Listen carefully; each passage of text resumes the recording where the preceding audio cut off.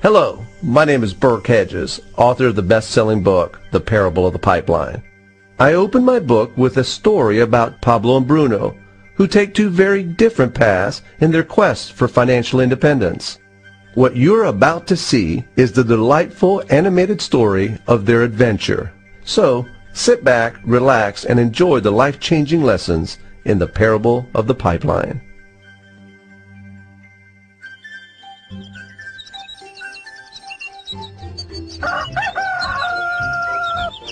Far away, in a small village, near a beautiful valley, lived two friends, Pablo and Bruno.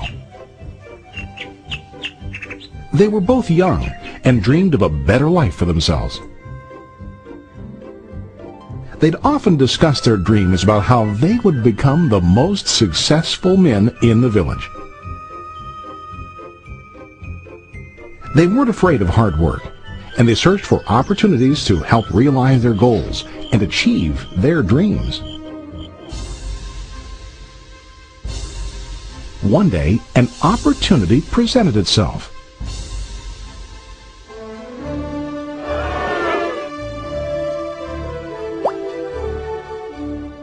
The mayor of the village decided to hire two people to bring water from a spring up on the mountain, across the valley, back down to the village. They were to be paid based on the amount of water delivered to the village. Bruno and Pablo enthusiastically got to work. Every day, from morning till evening, they carried buckets to and from the spring.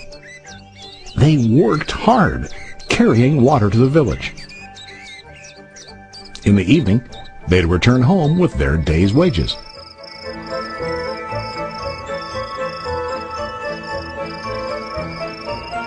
Bruno was satisfied with his work and the money he earned. He was sure that with this work he could achieve his dreams. Bruno thought that to increase his wages he could use bigger buckets to bring more water each trip.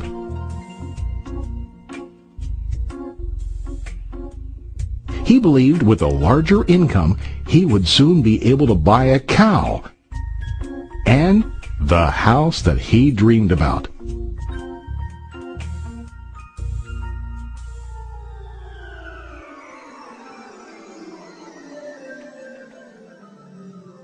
Now Pablo was not satisfied. At the end of the day, his back and hands ached, and he was exhausted. He was looking for an easier way to earn more.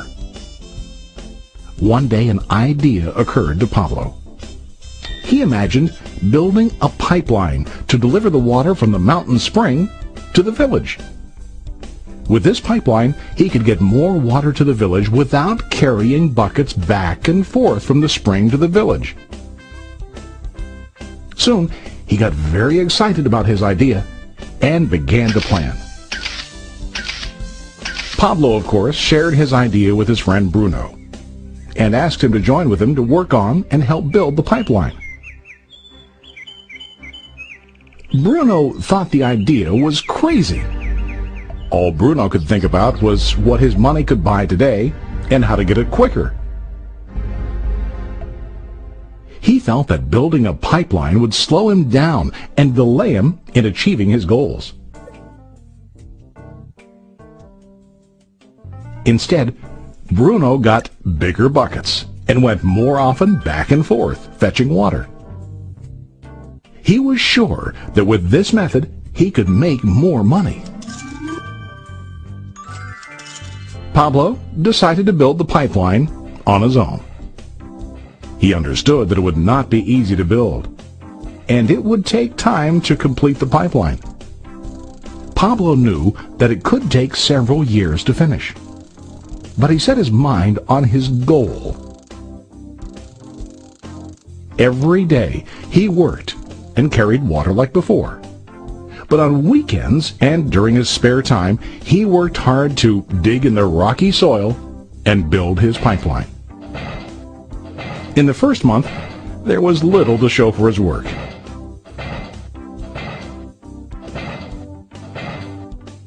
Bruno and the villagers laughed and teased him. They called him Pablo the Pipeline Man. During this time, Bruno's income doubled. He already bought a cow and a bigger house. His lifestyle changed. He now spent time after work in the bar, enjoying his hard-earned wages from delivering water.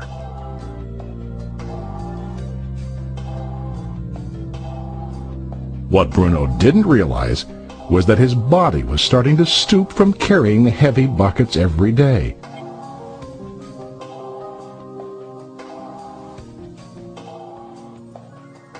His face looked worn and his body tired.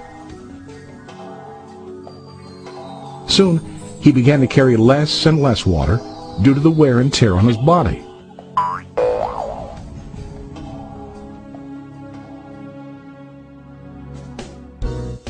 Month after month, Pablo worked. Soon a year passed, and then a second year. Finally, Pablo finished his pipeline. He now used his pipeline to deliver water to the village instead of carrying buckets. Pablo was now earning more money than ever before. The water continued flowing to the village, while Pablo wasn't working. While he slept and ate, the water flowed. Pablo was happy and proud of his insight, persistence, and hard work. Now his income flowed as long as the water flowed through his pipeline.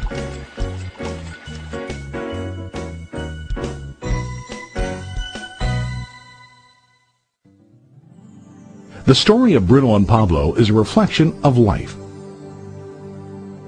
Their jobs symbolize what most people do to earn money.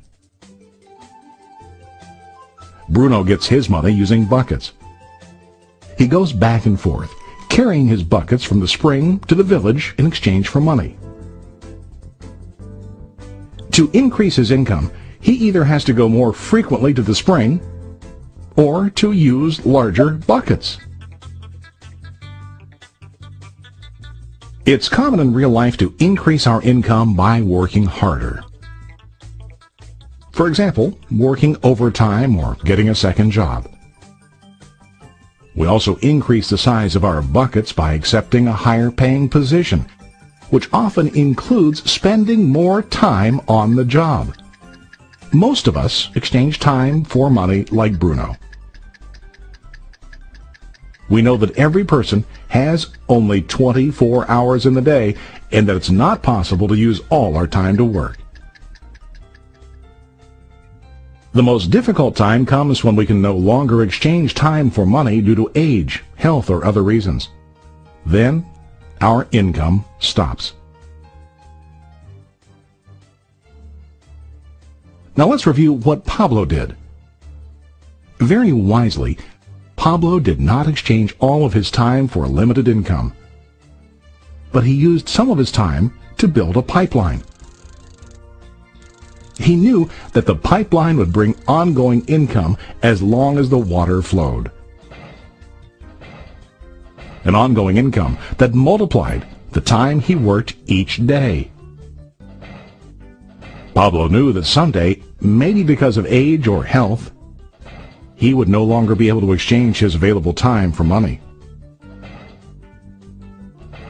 Pablo knew that if he could make his idea of a pipeline work, then he only has to do the hard work of building the pipeline. After the pipeline was completed, Pablo was able to monitor and maintain the flow of water to ensure that his income will continue. Pablo has shown us that to earn an income, we don't always have to directly exchange time for money. There really are better ways.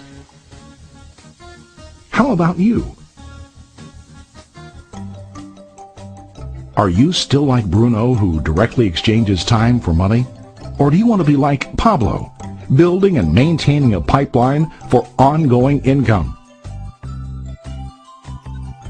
If you are interested in the idea of building your own pipeline, contact the person who lent you this presentation. You can start building your pipeline today.